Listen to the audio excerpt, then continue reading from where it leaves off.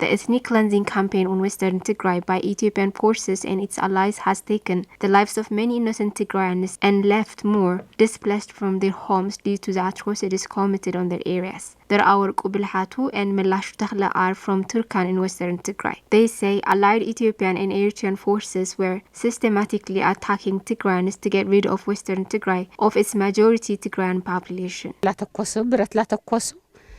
They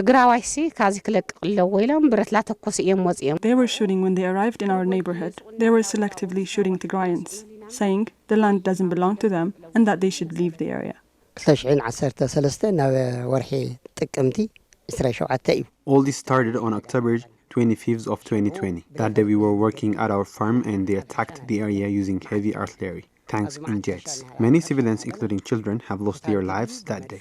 Many animals were killed too. They massacred Tigrayans brutally, saying that we were anti-Ethiopians. They murdered people in broad daylight, in the place we lived for decades. This was done to us for no particular reason except for our Tigrayan identity. The IDPs also say they were prevented from burying the bodies of friends and family members, and that bodies were left on the street for days, being eaten out by dogs. The worst was when they prevented us from burying the bodies. The bodies were left on the streets and were eaten by dogs and vultures. It was impossible to bury the corpse of those that were brutally murdered. This is an act of inhumanity. The IDPs add that all their belongings were looted by the invading forces and that they are barely managing to survive due to the siege imposed on the region.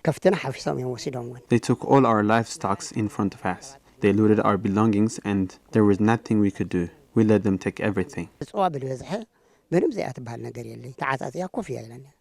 We are not receiving humanitarian aid due to the siege. Life is really difficult here, especially for parents, as we are not able to provide anything to our children. We